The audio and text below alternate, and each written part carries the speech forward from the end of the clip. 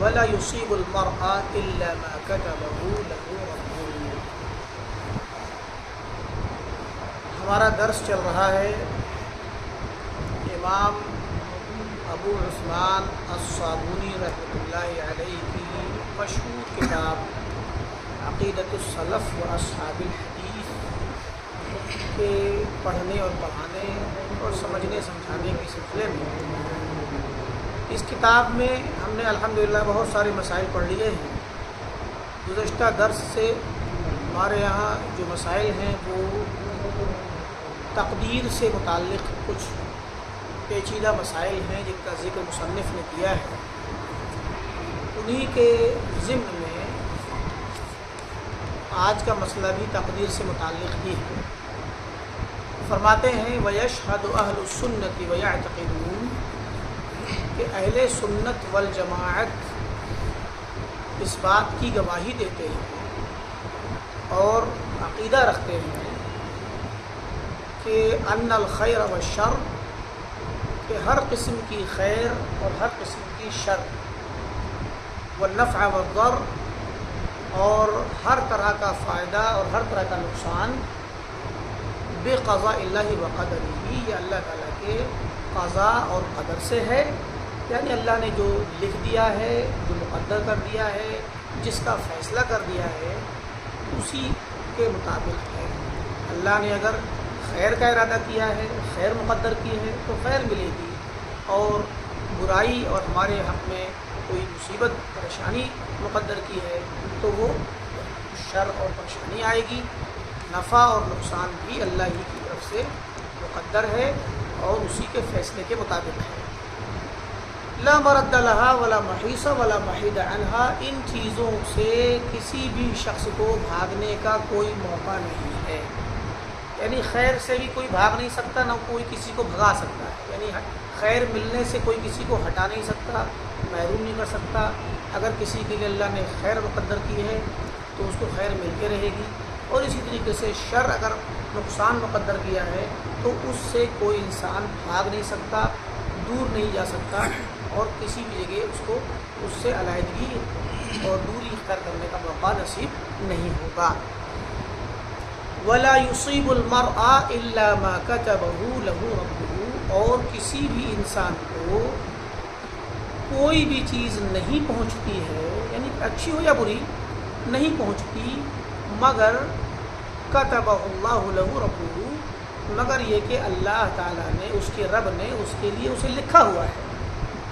جو چیز ہمارے لیے، آپ کے لیے اللہ نے لکھ دی ہے وہی ہمیں ملے گی، اور جو نہیں لکھی ہے وہ نہیں ملے گی۔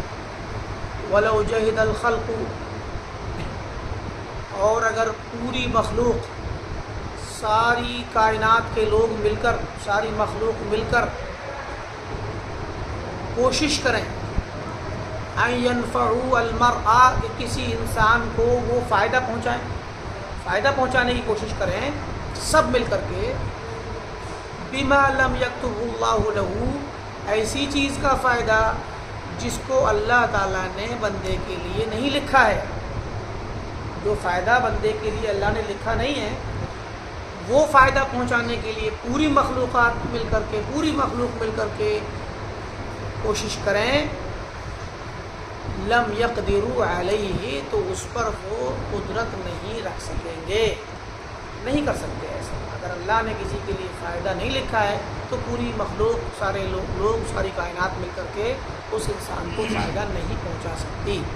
اور اسی طرح اس کے برعکس وَلَوْ جَاهِدُوا أَن يَضُرُّوهُ، اور اگر سارے لوگ مل کر یہ کوشش کریں کہ کسی انسان کو نقصان پہنچا دیں، بما لم یقضہ اللہ، ایسی چیز کا ایسا نقصان جو اللہ نے اپنے فیصلے میں نہیں لکھا، اللہ نے اس کا فیصلہ نہیں کیا ہے اس بندے کے حق میں، لم یقدروا، تو وہ لوگ سب مل کر کے بھی وہ نقصان پہنچانے کی طاقت نہیں رکھ سکتے۔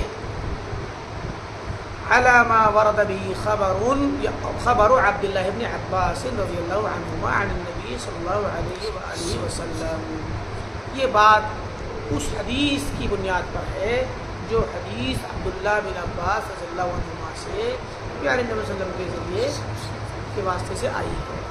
مشہور حدیث ہے، ایک مرتبہ آپ صلی اللہ علیہ وسلم نے فرمایا یا غلام، اے پیارے بچے، چھوٹے چھوٹے تھے عبداللہ بن عباس، آپ کے چچا بھائی تھے، تو آپ نے کہا کہ انی اعلمک کلمات، میں تمہیں کچھ باتیں سکھلانا چاہتا ہوں، میں یاد رکھ۔ تو فرمایا احفظ اللہ یحفظک، تم اللہ تعالیٰ کی حفاظت کرو، اللہ تمہاری حفاظت کرے گا۔ احفظ اللہ تجد تجاہک، تم اللہ تعالیٰ کی نگرانی کرو، حفاظت کرو، تم اللہ کو ہمیشہ اپنے پاس، اپنے سامنے پاؤ گے۔ فرمایا کہ اذا سألت فاسأل اللہ، جب تمہیں کوئی سوال کرنا ہو، کچھ مانگنا ہو تو اللہ ہی سے مانگو۔ وَإِذَا اسْتَعَنْتَ فَاسْتَعِنْ بِاللَّهِ، اور جب تمہیں کوئی مدد طلب کرنی ہو تو تنہا اللہ تعالیٰ سے مدد طلب کرو۔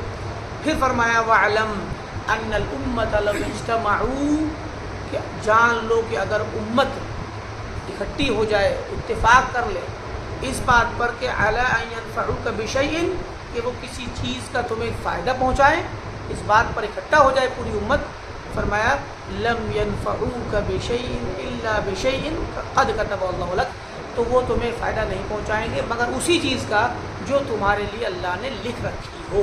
اور ایسے ہی آپ نے نقصان کے بارے میں بھی فرمایا۔ تو یہ مشہور حدیث ہے، صحیح روایت ہے، یہ ترمذی کی ہے اور امام احمد کے یہاں بھی روایت ہے۔ تو اس حدیث کی روشنی میں امام صابونی رحمۃ اللہ علیہ نے یہ بات کہی جو پیچھے گزری۔ اور قرآن آیت پڑھتے ہیں، فرمایا قال اللہ عز وجل، اسی ضمن میں اسی کے مطابق اللہ تعالیٰ نے فرمایا ہے کہ وَإِن يَمْسَسْكَ اللَّهُ بِضُرٍّ، اگر اللہ تعالیٰ تمہیں کوئی نقصان پہنچانا چاہے، فَلَا كَاشِفَ لَهُ إِلَّا هُوَ، تو اس نقصان کو کوئی بھی نہیں ہٹا سکتا، تم سے دور نہیں کر سکتا سوائے اللہ کے۔ اگر اللہ نے کوئی نقصان پہنچانے کا ارادہ کر لیا اور کوئی مصیبت ہم پہ بھیج دی تو اس مصیبت کو سوائے اللہ کے کوئی بھی نہیں ہٹا سکتا۔ وَإِن يُرِدْكَ بِخَيْرٍ، اور اگر تمہارے لیے اللہ تعالیٰ کسی خیر کا ارادہ کرے، کوئی بھلائی سے نوازنا چاہے، فَلَا رَادَّ لِفَضْلِهِ، تو اس کے فضل کو کوئی چیز رد کرنے والی نہیں ہے۔ تو اسی آیت کے سیاق میں اسی کے مطابق یہ حدیث گزری عبداللہ بن عباس رضی اللہ تعالیٰ عنہما کی، اور اسی کے حساب سے مصنف نے بھی یہ بات کہی ہے۔ ہمارا عقیدہ ہے کہ ساری چیز خیر ہو یا شر ہو، اچھائی ہو یا برائی ہو، فائدہ ہو یا نقصان ہو، یہ سب اللہ تعالیٰ کی طرف سے ہے، اللہ نے مقدر کیا ہوا ہے۔ کائنات مل کر کے فائدہ پہنچائے تو اتنا ہی پہنچائے گی جتنا اللہ نے لکھا ہے، اور کائنات کے تمام لوگ مخلوقات مل کر کے نقصان پہنچانا چاہیں تو اتنا ہی پہنچا پائیں گے جتنا نے لکھا ہے، اور اگر سرے سے نہیں لکھا تو کچھ بھی نقصان نہیں پہنچا سکتے۔ اگر سرے سے کوئی فائدہ کسی خاص موقع پر کسی خاص چیز کے متعلق اگر فائدہ نہیں لکھا ہے اللہ نے، تو کوئی پوری کائنات کا انسان مل کر کے، سارے لوگ مل کر کے فائدہ پہنچانے کی طاقت نہیں رکھتے۔ یہ اہل سنت والجماعت کا مسئلہ ہے۔ اسی سے ایک مسئلہ متفرع ہوتا ہے، فرمایا کہ ومن مذہب اہل السنتی و طریقتہم، اہل سنت والجماعت کے مذہب اور عقیدے کا حصہ ہے، اسی میں سے ہے اور ان کے طریقے میں سے ہے کہ مع قولہم بان الخیر والشر من اللہ بقضائہ، باوجود اس کے کہ وہ اس بات کے قائل ہیں کہ خیر اور شر دونوں اللہ کی طرف سے ہیں اور دونوں اللہ کی قضاء اور قدر سے ہیں، اس کے فیصلے سے، اس کی تقدیر سے ہیں۔ اس کے باوجود اہل سنت کا یہ بھی طریقہ اور مذہب ہے کہ انہ لا یضاف الی اللہ تعالی، کہ اللہ تعالیٰ کی طرف منسوب نہیں کی جائے گی ما یتوہم منہ نقص، وہ چیز جس سے اللہ تعالیٰ کی ذات میں نقص کا وہم پیدا ہوتا ہو، کمی اور خامی کا وہم پیدا ہوتا ہو، کوئی عیب والی چیز ہو، شر والی چیز ہو، وہ چیز اللہ کی طرف منسوب نہیں کی جائے گی علی الانفراد، تنہا۔ مثال کے طور پر فیقال، اگر یہ کہا جائے کہ اللہ تعالیٰ ہر چیز کا خالق ہے، سارے کائنات میں دکھنے والی ساری چیزوں کو اللہ نے پیدا کیا، ساری مخلوقات اللہ کی پیدا کی ہوئی ہے۔ اب مخلوقات میں کچھ ایسی مخلوقات بھی ہیں جو انسانوں کو کی نظر میں عموماً یا تو بہت ہی خراب مخلوق محسوس ہوتی ہیں، گندی ہوتی ہیں، یا مطلب ان کی شکل و صورت، ان کے افعال پسندیدہ نہیں ہوتے، تو ان کو بھی اللہ نے پیدا کیا ہے۔ تو مثلاً کہتے ہیں، اگر کہا جائے کوئی کہ یا خالق القردۃ والخنازیر، اے بندروں کو اور سوروں اور خنزیروں کو پیدا کرنے والے، اب اللہ تعالیٰ کو خالق کائنات تو ہم کہیں گے، لیکن اب یہ کہیں کہ اللہ دعا کے وقت یا اللہ تعالیٰ کے نام کو اور اس کی خوبیوں کو ذکر کرتے وقت ہم کہیں کہ اللہ تعالیٰ خنزیروں کا پیدا کرنے والا ہے، اے خنزیر کو پیدا کرنے والے، اے بندروں کو پیدا کرنے والے. تو ایسی مخلوقات جو مستقذر ہیں، طبیعت پر گرا ہوتی ہیں، انسان کو معیوب لگتی ہیں، گندی ہوتی ہیں، ناپاک مخلوق ہیں، ان کے ساتھ اللہ تعالیٰ کے نام کو جوڑا نہیں جائے گا ادباً، بطور ادب کے، ورنہ اللہ تعالیٰ خالق ان کا بھی ہے. ٹھیک ہے. والخنافس والجعلان، کیڑے مکوڑے جو کاکروچ قسم کے یا اس طرح کے جو جھینگر قسم کے جو گندے کیڑے ہوتے ہیں جو برسات میں نکلتے ہیں، بدبودار کیڑے، ان کو جعلان وغیرہ کہا جاتا ہے. خنفسا تو بدبودار گندے کیڑے جو بارش کے موسم میں نمی کے نتیجے میں پیدا ہوتے ہیں. آپ اللہ تعالیٰ کے لیے یہ کہیں کہ اے گندے کیڑوں کو پیدا کرنے والے، یہ لفظ کتنا معیوب لگتا ہے، کتنا مطلب یہ ادب کے خلاف ہے. لیکن تو اس لیے اللہ تعالیٰ کو تنہا اس چیز کے ساتھ ذکر میں نہیں لایا جائے گا، ایسی چیزوں کے ساتھ، ورنہ عمومی انداز میں تو یہ بھی چیزیں آ جائیں گی جب عمومی ذکر کیا جائے گا. تو اس طرح سے جو معیوب چیزیں ہیں، گندی چیزیں ہیں، گھٹیا دکھنے والی یا ان کی اعمال خراب ہیں، ان چیزوں کو جن میں شر کا، خرابی کا پہلو ہے، گندگی کا، ناپاکی کا پہلو ہے، ان کو تنہا انفرادی طور پہ اللہ تعالیٰ کے ساتھ جوڑ کر کے ذکر کرنا، یہ اللہ تعالیٰ کے ادب کے خلاف ہے، اللہ تعالیٰ کے ادب کے خلاف ہے. وَإِن كَانَ لَا مَخْلُوقَ إِلَّا وَالرَّبُّ خَالِقُهُ، گرچہ کائنات میں کوئی بھی مخلوق ایسی نہیں جس کا اللہ تعالیٰ خالق نہ ہو. ہر مخلوق، ہر کیڑا مکوڑا، حتیٰ کہ گندگی میں پیدا ہونے والے کیڑے بھی، وہ بھی اللہ ہی نے پیدا کیے.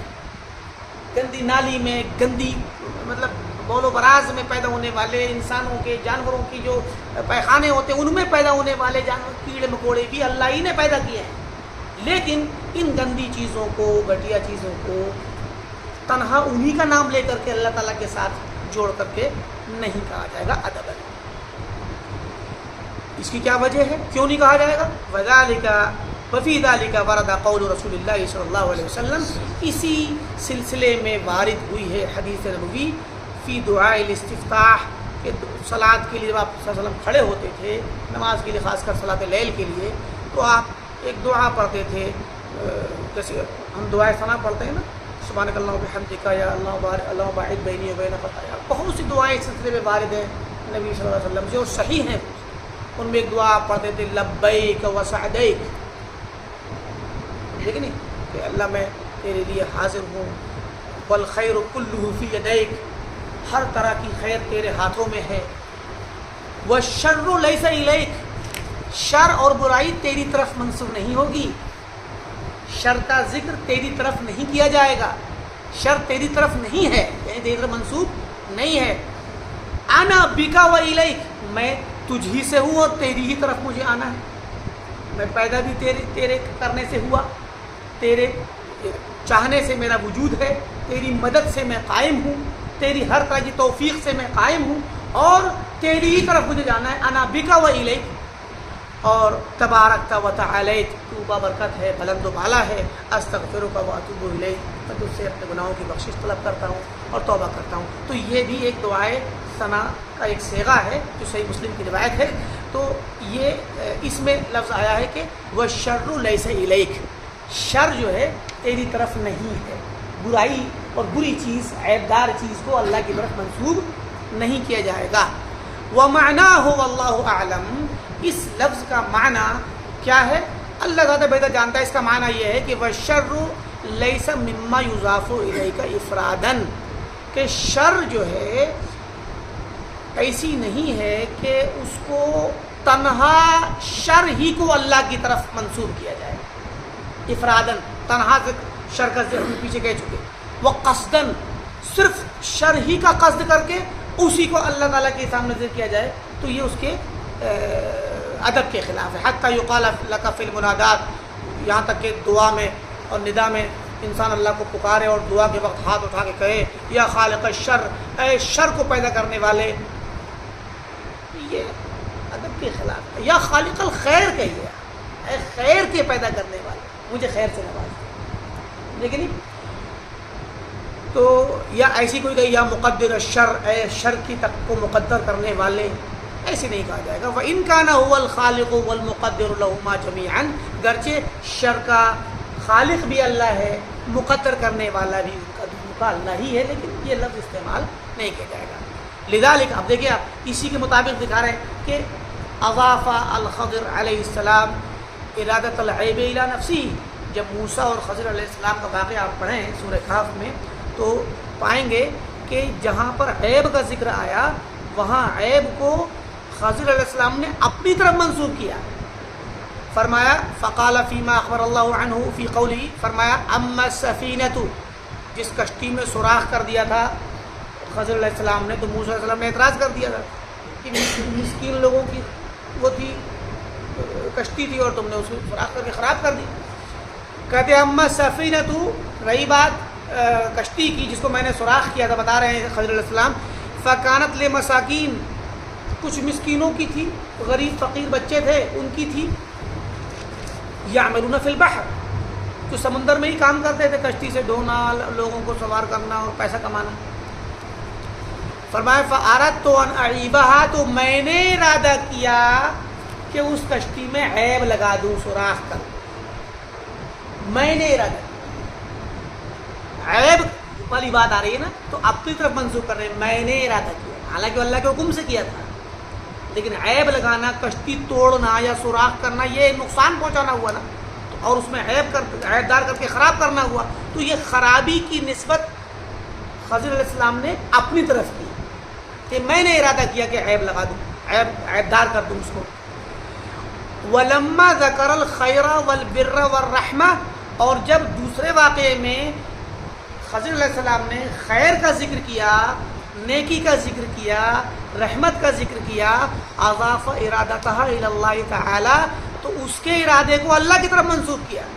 فرمایا فاراد، وہ جو جس گاؤں میں گئے اور وہاں پر کھانے کے لیے مانگا، انہوں نے لوگوں نے ضیافت نہیں کی، تو وہاں ایک دیوار تھی جو گرنا چاہتی تھی، تو اس دیوار کو صحیح کر دیا خضر علیہ السلام نے. تو موسیٰ علیہ السلام نے اعتراض کر دیا کہ بھئی یہ لوگ تو کھانے کو نہیں پوچھ رہے اور تم ان کی گرتی دیوار کو کھڑی کر رہے ہو. تو وہاں پر واقعہ جب سنایا تو بتایا کہ جو بچے تھے ان کی دیوار تھی اور ان کے والدین کے اس کے خزانہ رکھا ہوا تھا. تو فرمایا کہ فاراد ربک،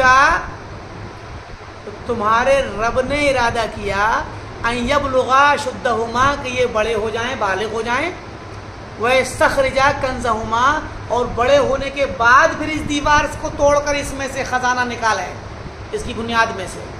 رحمتاً من ربک، یہ تمہارے رب کی رحمت ہے. تو یہاں خیر کا ارادہ تھا، گرتی دیوار کو کھڑا کر کے ان کے خزانے اور جو پیسہ ان کے ماں باپ نے رکھا تھا اس کی حفاظت والی چیز تھی. تو یہ رحمت کا ایک نمونہ تھا نا، رحمت کا مظہر تھا. اس کو بھی کام تو خضر ہی نے کیا، لیکن ارادے کی نسبت اللہ کی طرف کی. فاراد ربک، کہ تمہارے رب نے ارادہ کیا، اور جب اللہ کے حکم سے کشتی میں توڑ پھوڑ کی تو اس کا ارادہ خود کی طرف کیا. میں نے ارادہ کیا کہ میں عیب لگا دوں، اس میں عیب دار کر کے توڑ دوں. دیکھ رہے، یہ ادب ہے، یہ قرآن ہمیں سکھا رہا ہے اور یہی حدیث سکھا رہی ہے کہ وَالشَّرُّ لَيْسَ إِلَيْهِ. تو ہم کبھی بھی کوئی ایسی واقعات ہوں، کوئی ایسی چیز ہو ہماری زندگی میں کہ جس میں برائی کا پہلو ہو، تو ڈائریکٹ اللہ تعالیٰ کی طرف منسوب کر کے صرف تنہا اسی کو ذکر کریں، یہ ادب کے خلاف ہے. حالانکہ اس کا خالق بھی اللہ ہی ہے، شر کا خالق بھی اللہ ہی ہے. اور مثالیں دے رہے ہیں، ان میں سے کہا کہ وَلِذَلِكَ قَالَ مُخْبِرًا عَنْ إِبْرَاهِيمَ عَلَيْهِ السَّلَامَ أَنَّهُ قَالَ، اسی وجہ سے اللہ تعالیٰ نے ابراہیم علیہ السلام کی طرف سے خبر دیتے ہوئے فرمایا وَإِذَا مَرِضْتُ فَهُوَ يَشْفِينِ، جب میں بیمار پڑتا ہوں تو وہ شفا دیتا ہے. تو بیمار انسان خود پڑتا ہے کہ بیمار بھی تو اللہ ہی کرتا ہے، لیکن بیمار پڑنا یا بیمار کرنا یہ ایک طرح کی مصیبت اور شر ہے، پریشانی ہے، مصیبت ہے. اس کی نسبت ابراہیم علیہ السلام کی زبانی اللہ تعالیٰ نے ان کی طرف کرائی. جب میں بیمار پڑتا ہوں تو اللہ شفا دیتا ہے. یہ نہیں کہا کہ جب وہ مجھے بیمار کرتا ہے، جب وہ مجھے بیمار کرتا ہے تو شفا دیتا ہے، یہ نہیں کہا، بلکہ کہا جب میں بیمار پڑتا ہوں تو وہ شفا دے گا. تو یہ ادب ہے، ہمیں یہ ادب سیکھنا ہوگا اور اپنی زندگی میں نافذ کرنا ہوگا.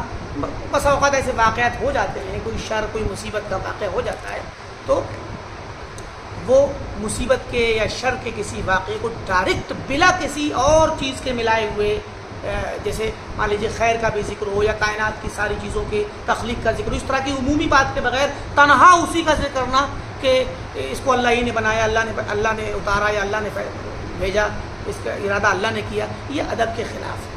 ہاں خیر اور شر کے ساتھ ملا کے آپ کہہ سکتے ہیں یا کہہ دیں کہ کائنات کی ساری چیز اللہ تعالیٰ کی حکم سے ہوتی ہے، جو کچھ ہوتا ہے اللہ کے حکم سے ہوتا ہے، اس طرح کی عام بات آپ کہہ دیں. لیکن آپ کہیں کہ اس مصیبت کا خالق اللہ ہے، اس مصیبت اللہ نے بھیجی ہے، تو گویا تھوڑا سا اس میں ادب کے خلاف ہونے کے ساتھ ساتھ یہ شبہ جاتا ہے کہ گویا اللہ نے ہمارے ساتھ برا کیا ہے کہ نہیں. تو جیسے ہم کہتے ہیں کہ اس جرم کی یا اس جو بھی گھٹنا ہوئی ہے اس کے پیچھے فلاں کا ہاتھ ہے، کسی کا نام لیتے ہیں فلاں کا ہاتھ ہے، فلاں کی وجہ سے ہوئی ہے. تو گویا اس میں اس چیز، حالانکہ ممکن ہے اسی نے، مثال ہے کوئی ٹرین کا ایکسیڈنٹ ہو گیا، اب ہم وہاں پہ ڈرائیور کو وہ دیں، دوش دیں، یا یہ کہ مینجمنٹ کو دوش دیں کہ انہوں نے مینیج نہیں کیا وقت پہ ٹرینوں کو نکالنے میں، تو بلا شبہ ان کی غلطی تو ہے. لیکن اگر آپ ڈائریکٹ کسی ایک انسان کو فوکس کر کے کہیں گے فلاں کی وجہ سے ہوا ہے، تو گرچہ وہی ٹرین چلا رہا تھا یا وہی مینیج کر رہا تھا، لیکن ہوگا کیا کہ واقعہ امر ہونے کے باوجود اس کے متعلق ایک الزام تراشی اور ایک طرح سے عیب داری، اس پر عیب لگانے والی بات ہو جائے گی، تو اس کے لیے اس کو بھی برا لگے گا، لوگ اس سے نفرت بھی کریں گے، ہے کہ نہیں. تو اس طرح سے یہ اللہ تعالیٰ کے حق میں جب ہم اس طرح کی بات کہیں گے کہ یہ مصیبت اللہ نے بھیجی ہے، اللہ نے پیدا کی تھی، اللہ نے ہمارے کو اتار دی، ٹھیک ہے، تو یہ ڈائریکٹ آپ اگر مصیبت کے ساتھ اللہ تعالیٰ کا ذکر کریں گے اس پریشانی کے ساتھ، تو اس میں یہی والا مفہوم پیدا ہوگا کہ گویا نعوذ باللہ اللہ تعالیٰ نے ہمارے ساتھ نعوذ باللہ برا کیا یا مصیبت ہم پہ اتار دی. تو آپ یا ہم عمومی انداز میں اللہ تعالیٰ کے تخلیق کا، اس کی تقدیر کا، عمومی تقدیر کا ذکر کریں کہ اللہ تعالیٰ جو بھی دنیا میں حادثات ہیں وہ سب اللہ کے مقدر کیے ہوئے ہیں، جو کچھ بھی مقدر کرتا ہے وہ اللہ مقدر کرتا ہے، اچھا ہو یا برا سب اللہ کی طرف سے ہے. اس طرح سے آپ کہیں تو اسی کے ضمن میں یہ بات آ جائے گی. لیکن تنہا شر کا ذکر کریں گے تو یہ دیکھیں قرآن کے ادب کے خلاف ہے، حدیث کے ادب کے خلاف ہے، مجھے کہ نہیں. بہت سی مثالیں ہیں. قل اعوذ برب الفلق من شر ما خلق، من شر ما خلق، کہ یہاں اللہ تعالیٰ نے ہمیں جب پناہ طلب کرنے کا طریقہ سکھایا تو فرمایا کہ من شر ما خلق، اس چیز کی شر سے جسے اللہ نے پیدا کیا ہے. میں پناہ طلب کرتا ہوں اللہ کی، جو خالق کائنات ہے، فلق کا خالق ہے، اس کی میں پناہ طلب کرتا ہوں من شر، اس چیز کی شر سے جسے اللہ نے پیدا کیا. اس کو اللہ نے پیدا کیا، اس کی شر سے، گویا شر اس کے اندر ہے، اللہ کی تخلیق میں نہیں. سمجھ آئی بات؟ تو گویا دیکھیں اب یہاں شر یہ بھی ہو سکتا تھا من الشر الذی خلقہ، ایسے بھی ہو سکتا تھا کہ میں اللہ تعالیٰ کی پناہ طلب کرتا ہوں اس شر سے جسے اللہ نے پیدا کیا ہے. ایسے بھی کہہ سکتے تھے نا، جس شر کو اللہ نے پیدا کیا، شر کو پیدا اللہ نے کیا ہے، خیر کو بھی شر کو بھی. تو قرآن نے ہمیں ادب سکھایا کہ شر سے تو پناہ طلب کی، مگر شر کو ملایا کس سے؟ اس مخلوق سے جسے اللہ نے پیدا. مان لیجئے مثال ہے، ہم جب یہ پناہ طلب کر رہے ہیں اللہ تعالیٰ کی، ہر اللہ کی اس مخلوق سے جس میں شر ہو، تو اس میں شیطان بھی ہے، جنات بھی ہیں، حیوانات بھی ہیں، انسان بھی ہیں، کیڑے مکوڑے بھی ہیں، ساری مخلوقات آ جائیں گی جنہیں اللہ نے پیدا کیا اور ان کے اندر مخلوق. مان لیے آپ جنگل میں جا رہے ہیں اور آپ نے جب یہ دعا پڑھی ہے تو اب کیا ہوگا؟ اعوذ بکلمات اللہ التامات من شر ما خلق، یہ بھی ہے چاہیے من شر ما خلق. اللہ تعالیٰ نے جو چیزیں پیدا کی ہوئی ہیں ان کی شر سے میں اللہ کی پناہ طلب کرتا ہوں، اس شر سے نہیں جس کو اللہ نے پیدا کیا. حالانکہ وہ شر اللہ ہی نے رکھی ان کے اندر، لیکن شر کی اضافت یا نسبت مخلوق کی طرف کی جا رہی ہے، خالق کی طرف نہیں، کیونکہ یہ ادب ہے اللہ تعالیٰ کے ساتھ ادب. اب مان لیجیے راستے میں وہاں سانپوں کا علاقہ ہے، تو اب آپ سانپ کی شر سے پناہ طلب کر رہے ہیں اللہ کی، نہ کہ اس شر سے جو اللہ نے پیدا کی ہے۔ سانپ کے اندر بھی شر اللہ ہی نے رکھی ہے، لیکن شر کو ڈائریکٹ اللہ کی طرف منسوخ کرنا یہ ادب کے خلاف ہے۔ اس کے بعد فرماتے ہیں کہ ومن مذہب اہل سنت والجماعہ، اور اہل سنت والجماعت کا مذہب یہ بھی ہے اس باب میں کہ ان اللہ تعالی عز وجل مرید لجمیع اعمال العباد، کہ اللہ تعالی ارادہ کرتا ہے بندوں کے تمام اعمال کا۔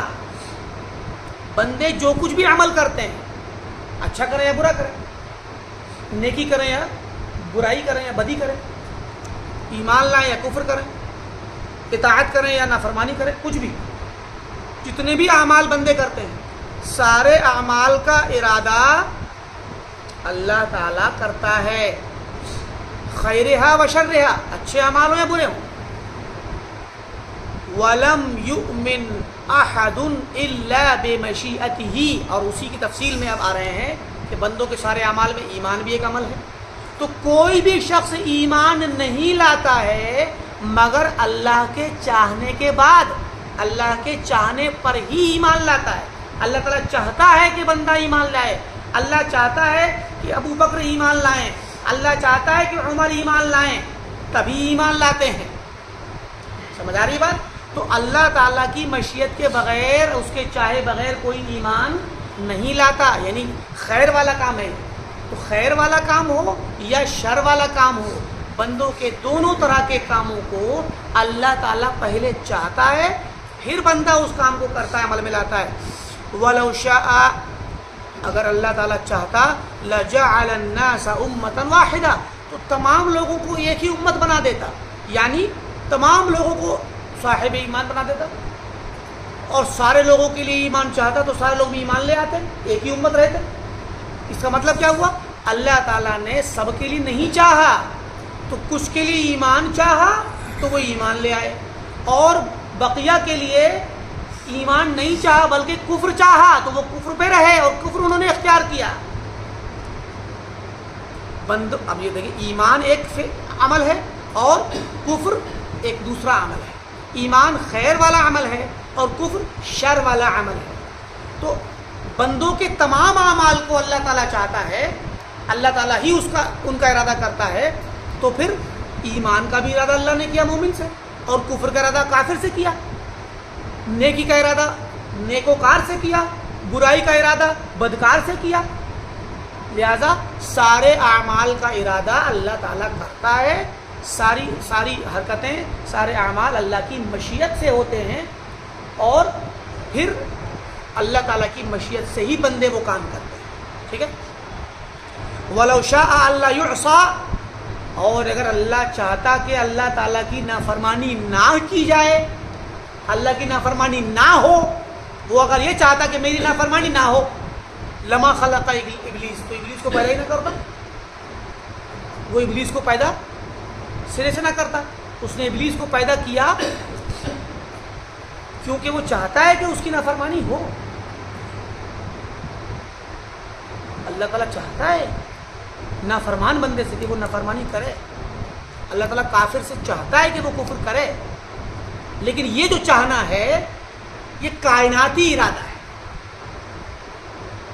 اس چاہنے میں اور شرعی طور پہ قرآن و سنت کے ذریعے سے چاہنے میں دونوں میں فرق ہے۔ قرآن و سنت کے ذریعے جو ارادہ ہوتا ہے اللہ کے احکامات شرعیہ کی روشنی میں، وہ ارادہ شرعیہ ہوتا ہے، وہ اللہ تعالیٰ قرآن کے حوالے سے اور حدیث نبوی اور شریعت کے حوالے سے ابو جہل سے اور ابو لہب سے چاہتا ہے کہ ایمان لاؤ شریعت کے حوالے سے، اور کائناتی ارادے میں چاہتا ہے کہ کفر کرو۔ سمجھ آئی بات؟ اللہ کا ارادہ دو طرح کا ہوتا ہے، ارادہ شرعیہ اور ارادہ کونیہ، کائناتی ارادہ اور شرعی ارادہ۔ جو چیز اللہ تعالیٰ شرعی طور پر چاہتا ہے اس چیز کو پسند کرتا ہے، اس سے راضی ہوتا ہے۔ جیسے ابو بکر سے چاہتا ہے کہ ایمان لاؤ، اور ابو جہل سے بھی چاہتا ہے کہ ایمان لاؤ. ایمان کو پسند کرتا ہے اللہ تعالیٰ، کیونکہ یہ ارادہ جو ہے شرعی ہے، اس ایمان سے راضی بھی ہے. ابو بکر ایمان لائیں گے اللہ راضی ہے، ابو جہل بھی اگر ایمان لائے تو اللہ راضی ہوگا اس سے. لیکن شرعی ارادے میں جب ارادہ ہوتا ہے تو وہ بندوں کے اختیار میں ہوتا ہے، اس کا کرنا نہ کرنا اور اس کا واقع ہونا نہ ہونا بندوں کے وہ ضروری نہیں ہوتا. وہ اللہ نے سارے لوگوں کے پاس نبیوں کو بھیجا، نبی نے جا کے ہر انسان سے دعوت کا کام کیا. اپنے چچا ابو لہب کو بھی آپ نے دعوت دی، ابو طالب کو بھی دی، عباس اور عبد المطلب عباس کو دی اور حمزہ کو بھی دی. عباس اور حمزہ مان گئے اور ابو طالب اور ابو لہب نہیں مانے. ٹھیک، سب کو دعوت دی کیونکہ اللہ نے کہا، حکم دیا، اللہ نے چاہا کہ ان سب کو دعوت دی جائے. یہ ارادہ اللہ کی یہ چاہت جو تھی شرعی تھی، لیکن یہ عملی طور پہ دو کے حق میں سچی ثابت ہوئی، عمل میں آئی، اور دو کے حق میں نہیں آئی، ابو لہب اور ابو طالب کے حق میں. ٹھیک، اللہ جب چاہ رہا ہے تو سارے بندوں سے شرعی طور پہ جب چاہ رہا ہے تو اس کا چاہنا یا اس چیز کو وہ اللہ پسند کرتا ہے، محبت کرتا ہے اس سے. لیکن وہ واقع میں بھی ہو یہ ضروری نہیں. لیکن جس چیز کو اللہ تعالیٰ کائناتی طور پہ چاہتا ہے اس کا واقع ہونا ضروری ہے، مگر اس کو پسند کرے ضروری نہیں. جس طرح جس چیز کو شرعی طور پہ چاہتا ہے اس کو پسند کرنا ضروری ہے، پسند کرتا ہے، واقع ہو ضروری نہیں. ویسے ہی جس چیز کو کائناتی طور پہ چاہتا ہے اس کا واقع ہونا ضروری ہے، پسند کرے ضروری نہیں. کیونکہ کائناتی طور پہ جو بھی چیز چاہتا ہے واقع ضرور ہوتی ہے، یہ جان لیجئے آپ. جس چیز کو بھی اللہ تعالیٰ اپنی کائنات کے ارادے سے، کائناتی ارادے سے چاہتا ہے وہ واقع ہونا ضروری ہے. اب واقع ہونے والی چیز دونوں طرح کی ہوتی ہے. ابو بکر کا ایمان بھی تو واقع ہوا، عمر کا ایمان واقع ہوا کہ نہیں ہوا؟ تو کائناتی طور پہ بھی تو واقع ہوا نا. تو جو بھی چیز واقع ہو گئی وہ کائناتی ارادے سے واقع ہوئی ہے. تو ابو بکر کا ایمان واقع ہوا، کائناتی ارادے سے واقع ہوا، شرعی ارادے سے ان سے مطالبہ کیا گیا اور کائناتی ارادے سے وہ ایمان لے آئے. تو شرعی ارادے میں وہ محبوب تھی وہ چیز، کائناتی ارادے میں جب واقع ہو گئی اور وہ پہلے سے شرعی طور پر محبوب تھی تو یہ والا کائناتی ارادہ پسندیدہ چیز کے ساتھ اللہ کو محبوب ہے. لیکن ابو جہل سے اور ابو لہب سے اللہ نے کائناتی طور پہ تو شرعی طور پہ تو چاہا کہ ایمان لاؤ، پسند کیا کہ ایمان لائیں، لیکن کائناتی طور پہ ان کے لیے ارادہ ہوا کہ ایمان نہ لائیں. تو اب ان کا ایمان تو واقع ہوا نہیں بلکہ اس کا ضد، اس کے برعکس کفر واقع ہوا. اور کفر کا اللہ نے ارادہ کیا ابو جہل سے اور ابو لہب سے، تو یہ کفر اللہ کو پسند نہیں ہے. ایمان ہے ابو بکر جب واقع ہوا تو وہ پسند ہے. واقع ہونا یہ کائناتی ارادے سے ہوتا ہے، اچھا ہو یا برا ہو. تو کائنات میں جو دونوں طرح کے کام واقع ہو رہے ہیں، ایک بندہ صلاۃ ادا کر رہا ہے، ایک بندہ صلاۃ کے وقت شراب پی رہا ہے، مسجد میں نہیں آ رہا ہے، نماز بھی چھوڑ رہا ہے، شراب بھی پی رہا ہے. ٹھیک، تو یہ دو کام جو ہو رہے ہیں، ایک بندہ ایمان قبول کر رہا ہے، ایک بندہ اسلام چھوڑ کے کفر اختیار کر رہا ہے. تو یہ دو کام جو ہو رہے ہیں، دونوں کام واقع میں سرزمین پر کائنات میں جو واقعہ ظہور پذیر ہو رہا ہے وہ واقعہ اللہ تعالیٰ کے ارادے کونیہ سے، کائناتی ارادے سے ہو رہا ہے. اب یہ دیکھا جائے گا کہ ان دونوں واقعوں میں کون سا واقعہ شریعت کے مطابق ہے تو وہ پسندیدہ ہے اللہ کو، اور کون سا واقعہ شریعت کے خلاف ہے وہ اللہ کو ناپسند ہے. لیکن دونوں واقع ہونے والے معاملات اللہ تعالیٰ کے اپنے کائناتی ارادے سے ہی واقع ہو رہے ہیں. یہی چیز یہاں کہی جا رہی ہے کہ اگر اللہ تعالیٰ چاہتا کہ اس کی نافرمانی نہ ہو تو وہ ابلیس کو پیدا ہی نہ کرتا. اس نے ابلیس کو پیدا کیا بہت سی حکمتوں کے لیے. اس کو انشاءاللہ ہم کسی موقع بتلائیں گے. اس کے بعد انشاءاللہ کوشش کرتے ہیں, وقت بھی ہمارا آگے نکل چکا ہے.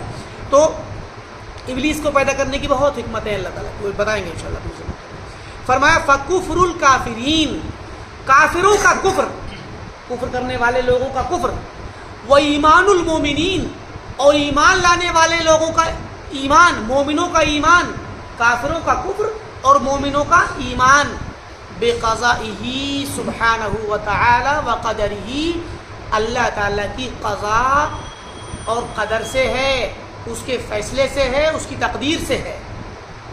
کافر کا کفر بھی اللہ کے فیصلے سے ہے, اس کی مشیت سے ہے, اس کی تقدیر سے ہے, اور مومن کا ایمان بھی اس کی تقدیر سے, اس کے فیصلے سے, اس کی مشیت, اس کے ارادے سے ہے. وَإِرَادَتِهِ وَمَشِيئَتِهِ, کافر کا کفر, مومن کا ایمان اللہ کی قضاء, قدر, ارادہ, مشیت سے واقع ہو رہا ہے. اراد کل ذالک, اللہ تعالیٰ نے ان تمام چیزوں کا ارادہ کیا ہے. وشاءہ وقضاہ, ان کو چاہا ہے اور ان کا فیصلہ کیا ہے. اور آگے فرما دیا وَيَرْضَى الْإِيمَانَ وَالطَّاعَةَ, اللہ تعالیٰ ایمان سے راضی ہوتا ہے, مومن کے ایمان سے راضی ہوتا ہے, اطاعت گزار کی اطاعت سے راضی ہوتا ہے.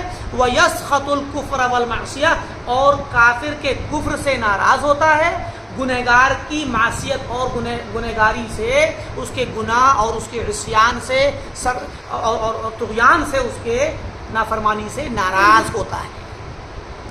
یہ رضامندی, ایمان اور اطاعت سے رضامندی اور کفر اور معصیت سے ناراضگی, اس کا تعلق شریعت سے ہے. تو شریعت کے ارادے سے جو چیز مطابقت رکھے گی اس سے اللہ راضی ہوگا, اور جو شریعت کے سے خلاف ہوگی اس سے اللہ ناراض ہوگا. لیکن جو بھی چیز واقع ہوگی وہ اللہ کی مشیت سے, اس کے ارادے سے, اس کی قضاء و قدر سے ہی واقع ہوتی ہے. اللہ نے فرمایا ان تکفروا, اگر تم کفر کر بیٹھو, فإن اللہ غنی عنکم, اللہ تو تم سب سے بے نیاز ہے, تمہارے کفر پہ اللہ کو کوئی نقصان نہیں ہونے والا. لیکن کیا ہوگا؟ فرمایا ولا یرضى لعباده الکفر, اللہ تعالیٰ اپنے بندوں کے لیے کفر سے راضی نہیں ہے.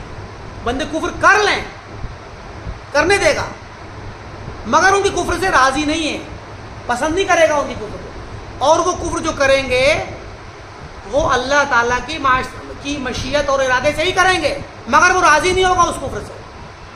وَإِن تَشْكُرُوا, اور اگر تم شکر گزار بنو, يَرْضَهُ لَكُمْ, تو اللہ تعالیٰ تمہارے لیے اس شکر سے راضی رہے گا. تو یہ نیکی ہے, یہ اطاعت ہے, شکر کرنا اللہ کی عبادت ہے, تو اللہ اس سے راضی ہوگا, کیونکہ یہ اللہ تعالیٰ کے ارادہ شرعیہ اور اس کی شریعت کے مطابق ہے. لہذا یہ تقدیر کا معاملہ یہیں پر ختم ہوتا ہے. ابلیس کے متعلق دو چار باتیں بتا دیتے ہیں. ابلیس کو اللہ نے پیدا کیوں کیا؟ پہلی چیز یہ جان لیجئے, یہاں پر ابلیس کو پیدا کیوں کہ سے پہلے ایک سوال اور وضاحت سے ہم آپ کے سامنے رکھتے ہیں کہ جب اللہ تعالیٰ ابلیس کو یا کسی بھی شر کو جب پسند نہیں کرتا ہے, کفر کو پسند نہیں کرتا ہے, گناہ کو, نافرمانی کو پسند نہیں کرتا, تو اس کا ارادہ کیوں کرتا ہے؟ وہ چاہتا کیوں ہے کہ کفر واقع ہے؟ جب اللہ کو کفر پسند ہی نہیں ہے, اور مصنف بھی کہہ رہے ہیں اہل سنت کا عقیدہ اور کتاب و سنت کے نصوص کا تقاضا ہے کہ کافر کا کفر بھی اللہ کے چاہنے پر ہی واقع ہو رہا ہے, مومن کا ایمان اللہ کے چاہنے پر واقع ہو رہا ہے. تو کافر کا کفر جب اللہ کو پسند نہیں ہے تو اللہ تعالیٰ کیوں ارادہ کر رہا ہے کہ کافر کفر کرے؟ سمجھ آ گئی بات؟ سوال سمجھ میں آ گیا؟ اس کا جواب یہ ہے کہ ارادہ کرنا اور چاہنا, ارادہ کرنے, ہم جب ارادہ کرتے ہیں جس چیز کا وہ ہماری مراد ہوتی ہے, جس کا ہم نے ارادہ کیا ہے, ہمارا مقصود ہوتا ہے, جس کو ہم نے قصد کیا. جو مراد ہوتی ہے, جس کا ارادہ کیا جاتا ہے, اس کی دو قسمیں ہوتی ہیں. جن چیزوں کا ارادہ کیا جاتا ہے وہ دو طرح کی ہوتی ہیں. ایک ہوتی ہے مراد لنفسہ, اور دوسری ہوتی ہے مراد لغیرہ۔ مراد لنفسہ کا مطلب ہوتا ہے وہ چیز جو بذات خود مقصود ہے، اس کی ذات مقصود ہے۔ مراد لنفسہ کا مطلب ہوا ارادہ کیا گیا اس کام کا اور یہ بذات خود مقصود ہے، اس کی ذات ہی محبوب ہے اور مقصود ہے۔ جیسے مثال ہماری زندگی میں آپ کو سفر کر کے اپنے گھر جانا ہے، کسی گاؤں میں یا کسی متعلق سے ملنے کسی کے گھر جانا ہے، تو وہ شہر، وہ قصبہ، گاؤں یا وہ گھر آپ کی منزل مقصود ہے۔ ٹھیک، آپ نے جو ارادہ کیا گھر سے نکلنے کا، تو یہاں پر جو ارادہ آپ کا اصل ہے، جو مراد لنفسہ ہی ہے، لذاتی ہی ہے، جو بذات خود مقصود ہے، وہ گھر ہے، وہ انسان ہے جس سے ملاقات کرنی ہے آپ کو۔ آپ کا کوئی عزیز ہے، والدین ہیں، بھائی بہن، کوئی بھی عزیز ہے، کسی سے ملنے جانا ہے آپ کو، تو وہاں آپ کے گھر سے نکلنے کا جو ارادہ بن رہا ہے، اس ارادے میں مقصود لذاتی ہی جو چیز ہے وہ شخص ہے جس کی آپ زیارت کریں گے۔ اور ایک چیز ہوتی ہے مقصود لغیرہ، بذات خود مقصود نہیں ہے لیکن وہ کسی غیر کی وجہ سے مقصود ہے، کیونکہ یہ چیز ہمیں اس غیر تک پہنچائے گی، اس تک پہنچانے کا ذریعہ ہے۔ مثلاً آپ ابھی گھر سے نکلنا چاہتے ہیں، اپنے والد والدہ سے ملاقات کرنا چاہتے ہیں، آپ کو ایک دن ایک رات کا سفر کرنا ہے، تو اب مقصود لذاتی ہی تو اپنے والدین سے ملاقات ہے، لیکن وہاں تک پہنچنے کے لیے آپ کو سفر کرنا ہے، تو سفر میں جو اب آپ کو ذریعہ اختیار کرنا پڑے گا، جو گاڑی آپ لیں گے، بہت سارے وسیلے آپ کے پاس ہیں جانے کے۔ ایسی جگہ جہاں آپ جا رہے ہیں وہاں پہ اگر فلائٹ سے جانے کا انتظام ہو تو آپ فلائٹ سے بھی جائیں گے، یا ٹرین سے جائیں گے، بس سے جائیں گے، کیب سے جائیں گے، کرائے والی جائیں گے یا اپنی سے جائیں گے۔ بسا اوقات پیدل ہی نکل جاتے ہیں۔ کچھ واقعات پیچھے وقت میں گزرے ہیں کہ پبلک اور عوام گھبراہٹ کے عالم میں پیدل نکل گئے اپنے گھر جانے کے لیے، کوئی وسیلہ نہیں ملا تو پیدل نکل گیا انسان۔ تو مراد یہ ہے کہ اب یہ جو پہنچنے کا جو کام ہے یہ وسیلہ ہے اصل مقصود تک پہنچنے کا۔ اب آپ نے ٹرین پکڑی تو ٹرین جو ہے آپ نے ارادہ کیا ٹرین پکڑنے کا، تو یہ ٹرین کا جو ارادہ کیا آپ نے یہ مراد لغیرہ ہی ہے، کیونکہ ٹرین ذریعہ ہے گھر پہنچانے کا۔ پتہ لگا آپ کو جو ہے یہاں ٹرین میں کوئی ٹکٹ ہی نہیں ملنا، فلائٹ میں کوئی ٹکٹ ہے، ٹرین میں کوئی ٹکٹ ہے، آپ کو اتفاق سے ٹرین کا وہ ڈبہ ملا جس کو ہم جنرل ڈبہ کہتے ہیں، چالو ڈبہ کہتے ہیں، اور اس میں آپ نے دیکھا مجھے پہنچنا ضروری ہے، میری ایمرجنسی ہے۔ اب آپ کیا کریں گے کہ اس بھیڑ بھاڑ والے، پریشانی اور تنگی اور مصیبت والے ڈبے میں داخل ہونے کی کوشش کریں گے۔ بسا اوقات بھیڑ کے عالم میں آپ کو گیٹ پکڑ کے، گیٹ کا وہ ہتھا پکڑ کے کھڑا ہونا پڑے گا دھیرے دھیرے جگہ بنانے کے لیے۔ شاید وہاں چور و چکوں کے ذریعے چوری کے بھی واقعات ہو جائیں، کوئی سامان چوری ہو جائے، پیسے جیب کٹ جائے، بہت سے خطرے بھی وہاں ہیں۔ آپ ان تمام خطروں کو محسوس کرنے اور جاننے کے باوجود اس ڈبے میں سوار ہو جاتے ہیں، کیونکہ آپ کو اپنے مقصود لذاتی ہی تک پہنچنا ہے۔ اور اس مصیبت کے سفر کو، تنگی کے سفر کو، ایسے ڈبے کو جہاں نہ ہوا کا انتظام ہے، نہ ٹھیک سے بیٹھنے کا انتظام ہے، نہ حرکت کرنے کا انتظام ہے، بلکہ بہت ساری مصیبتیں وہاں موجود ہیں، ان تمام مصیبتوں کو برداشت کرتے ہیں آپ، جو مکروہ ہیں آپ کی طبیعت پر، گرا ہیں ہماری طبیعت پر، کہ یہ اس میں نقصانات کا بھی خوف ہے اور ویسے بھی مشقت ہے۔ اس مشقت کو جو ناگوار ہے، اس ناگوار مشقت کو برداشت کر کے ہم ارادہ کر لیتے ہیں اس کا اور چل پڑتے ہیں، کیونکہ یہ ناگوار سفر، یہ مشقت والا سفر، یہ مشقت والی ٹرین ہمیں اپنے محبوب اعظم تک پہنچائے گی، جو مقصود لذاتی ہی ہے۔ ہمیں جو پسندیدہ ہے اس وقت، جو چیز ہماری نظر میں ہے، وہ ہمارے والدین سے ملاقات ہے، تو محبوب چیز تک پہنچائے گی، پسندیدہ چیز تک پہنچائے گی، مقصود لذاتی ہی تک پہنچائے گی۔ یہ چیز تو ہم اس کا ارادہ کر لیتے ہیں ناپسند ہونے کے باوجود۔ اسی طریقے سے اللہ تعالیٰ کفر کا ارادہ کرتا ہے اور دوسرے گناہوں کا ارادہ کرتا ہے، معصیت کا ارادہ کرتا ہے، کہ چاہتا ہے کہ بندہ کرے، تو یہ مراد لغیر ہی ہے، کیونکہ اس چیز کے ذریعے، اس کے ذریعے اللہ تعالیٰ کو دوسرے محبوبات کا ارادہ مقصود ہے اور اس تک پہنچنے کے لیے اس کا ہونا ضروری ہے۔ مثلا اب ابلیس کو دیکھ لیجیے، ابلیس کائنات کے اندر سب سے زیادہ فاسد ذات ہے، سب سے خراب ذات جس کو پیدا کیا گیا ہے، ٹھیک، افسد الذوات، افسد المخلوقات، شر المخلوقات، سب سے زیادہ شریر، سب سے زیادہ خراب، فساد مچانے والی ذات ابلیس کی ہے، ہر برائی کا سبب ہے، ہر برائی کی جڑ ہے، اس کو پیدا کیا اللہ نے۔ تو یہ مراد لغیر ہی ہے، مراد لذات ہی نہیں، ٹھیک، ایک تو یہ۔ اب ظاہر ہے کہ مراد لغیر ہی ہے، تو اب اس کے اندر حکمتیں کیا کیا ہو سکتی ہیں اللہ تعالیٰ کی؟ وہ اللہ کی وہ غیر جس تک پہنچائے گا یہ وہ غیر، وہ حکمتیں کیا کیا ہیں؟ بہت ساری حکمتوں میں سے ایک تو حکمت یہ ہے کہ خود اللہ کی ذات کا تعارف ہمیں ہوگا، ابلیس کے ذریعے اللہ کی ذات کا تعارف ہوگا۔ سب سے پہلا تعارف یہ ہوگا، اور ہوا ہے، بنی آدم کو پتہ چلا ہے، اللہ تعالیٰ کی ذات کا تعارف سب سے پہلے یہ ہوا کہ اللہ تعالیٰ کی قدرت کا پتہ چلا کہ اللہ تعالیٰ متضاد چیزوں کو پیدا کرنے پر قادر ہے۔ اللہ تعالیٰ کی مخلوقات میں سب سے مقرب مخلوق، اللہ کے فرشتوں میں سب سے زیادہ مقرب فرشتہ جبریل علیہ السلام ہے۔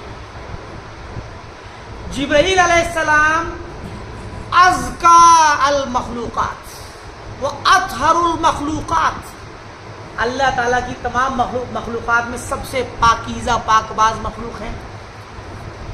ایک طرف اللہ نے سب سے زیادہ فرما بردار اور پاکیزہ مخلوق کو پیدا کیا، اور اس کے مقابلے میں اس کے برعکس، اس کے متضاد، اس کے ضد سب سے زیادہ نافرمان، سب سے زیادہ خبیث مخلوق کو پیدا کیا۔ تو اللہ تعالیٰ کی یہ قدرت ظاہر ہوئی کہ اللہ تعالیٰ دو متضاد چیزوں کو پیدا کرنے پہ قادر ہے۔ اس کی اللہ کی اس طرح کی مثالیں بہت ہیں، رات کو بھی پیدا کیا، دن کو پیدا کیا، رات دن ایک دوسرے کے ضد ہیں، خیر اور شر ایک دوسرے کی ضد ہیں، بہت سی اس کی مثالیں ملیں گی۔ انہی میں سے سب سے ایک بہت بڑی مثال کہ اطاعت کرنے والی، سب سے زیادہ اطاعت کرنے والی مخلوق اللہ کے فرشتے ہیں، اور ان میں بھی سب سے مقرب مخلوق فرشتہ اللہ کا جبریل علیہ السلام ہے۔ تو اس کے بالمقابل ابلیس اطاعت کے مقابلے میں سب سے زیادہ نافرمانی کرنے والا۔ ایک تو یہ چیز۔ دوسری چیز، ابلیس کی ہی وجہ سے اللہ تعالیٰ کے بہت سارے اسماء اور صفات کے آثار ظاہر ہوئے۔ اسماء قہریہ، اللہ تعالیٰ قہار ہے، منتقم ہے، شدید العقاب ہے، شدید العذاب ہے، غضب اس کی صفت سے متصف ہے۔ ساری صفات ہے نا اللہ تعالیٰ کی، قرآن میں ذکر ہوئے ہیں اسماء۔ تو اللہ تعالیٰ غضب کی صفت سے متصف ہے، انتقام لینے والا ہے، عذاب دینے والا ہے، عقاب دینے والا ہے، سزا دینے والا ہے۔ یہ سزا دینے والا تو ہے، سزا کبھی دے گا کہ نہیں دے گا کسی کو؟ اگر ابلیس کو پیدا نہ کرتا تو وہ لوگ بھی نہ پیدا ہوتے، سامنے آتے جن کو سزا دی جائے گی، اور جب وہ لوگ بھی نہ آتے جن کو سزا ملے گی، تو اللہ تعالیٰ کی ان اسماء اور ان اللہ کی خوبیوں کا اثر کیسے دکھتا؟ اللہ شدید العذاب ہے، پتہ کیسے چلتا کہ شدید العذاب ہے؟ جب سب لوگ اطاعت کرنے والے ہوتے، ابلیس نہیں پیدا ہوتا تو سب لوگ اطاعت کرتے، ابلیس نہیں پیدا ہوتا سب اطاعت کرتے ہیں نا، کوئی گناہ نہیں کرتا۔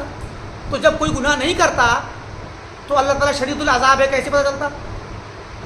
اللہ تعالیٰ نے جہنم پیدا کی تو پھر جہنم کے پیدا کرنے کا فائدہ کیا ہوتا؟ ٹھیک ہے، تو یہ اچھا، اسی طریقے سے اللہ تعالیٰ کے وہ اسماء، اللہ تعالیٰ رحیم ہے، اللہ تعالیٰ غفور ہے، اللہ تعالیٰ توبہ قبول کرنے والا ہے، گناہوں کے باوجود عفو درگزر کرنے والا ہے، یہ پتہ کیسے چلتا؟ ان اسماء کے بھی آثار ابلیس کی وجہ سے ہی ظاہر ہوں گے.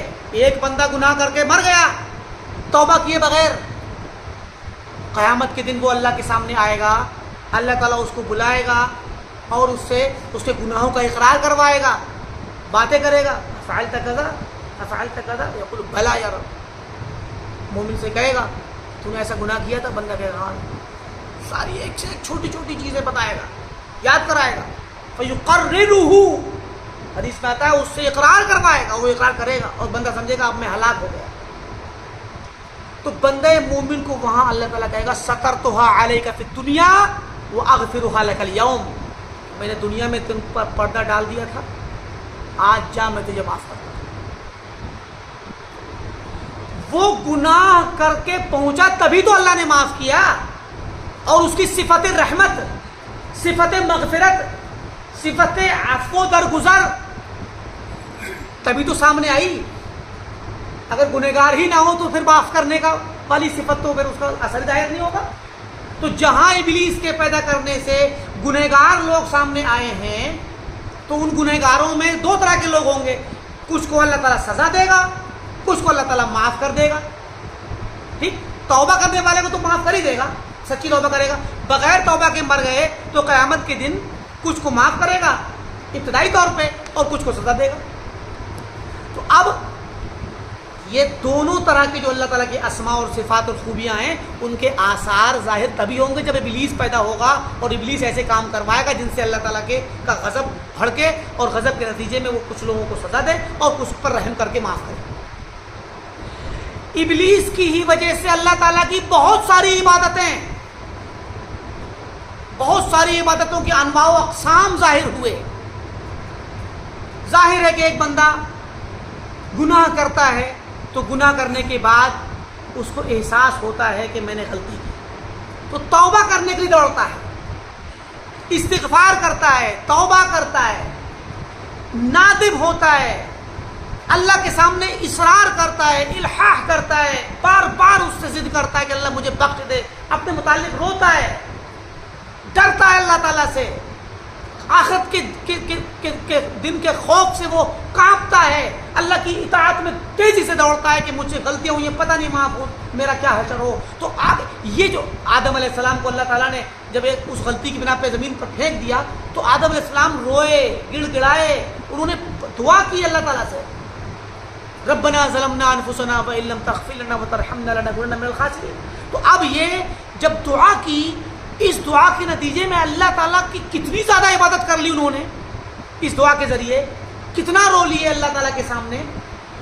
اگر وہ غلطی نہ ہوتی تو وہ یہ عبادتیں بھی سامنے نہ آتی. اس لیے ابلیس کے, اب دیکھیں ابلیس کو پیدا کیا گیا ہے ان سب مقاصد کے لیے, اور بہت سے مقاصد ہیں جن کے لیے اللہ نے ابلیس کو پیدا کیا. تو یہ ابلیس کی تخلیق بذات خود تو ابلیس خبیث ہے اور شر ہے اور فاسد ہے اور بہت خراب ہے, لیکن اس کی ذات سے یہ ذریعہ ہے بہت ساری اللہ کی حکمتوں کا, بہت سارے ان فوائد کا. اگر ابلیس نہ ہوتا تو یہ فوائد حاصل نہ ہوتا, اور اللہ تعالیٰ کو وہ فوائد پسند ہیں کہ وہ ظاہر ہوں, اسی لیے ابلیس کو پیدا کیا ہے. اللہ کو پسند ہے کہ وہ اللہ کے اللہ کے اسماء و صفات کے آثار ظاہر ہوں, تو ان آثار کو ظاہر ہونا پسند ہے, اور وہ موقوف ہے ابلیس کے پیدا ہونے پر, لہذا ابلیس کو پیدا کر دیا ہے. اس لیے ابلیس کی تخلیق کی بہت ساری حکمتوں میں سے چند کا ذکر آگے الحمدللہ انشاءاللہ واضح ہو گیا ہوگا مسئلہ. تو یہ اہل سنت والجماعت کا عقیدہ ہے تقدیر کے معاملے میں, اور اللہ تعالیٰ سے دعا کرتے ہیں کہ اللہ تعالیٰ ہم تمام کو صحیح عقیدے کو سمجھنے اور اس پر عمل کرنے کی توفیق دے. جب تک اس دنیا میں رہیں سلف صالحین کے عقیدے پر رہیں, کتاب و سنت پر قائم رہیں, کہ ہمارا خاتمہ ہو ایمان و توحید پر ہو. وآخر دعوانا الحمدللہ رب العالمین, والسلام علیکم ورحمۃ اللہ وبرکاتہ.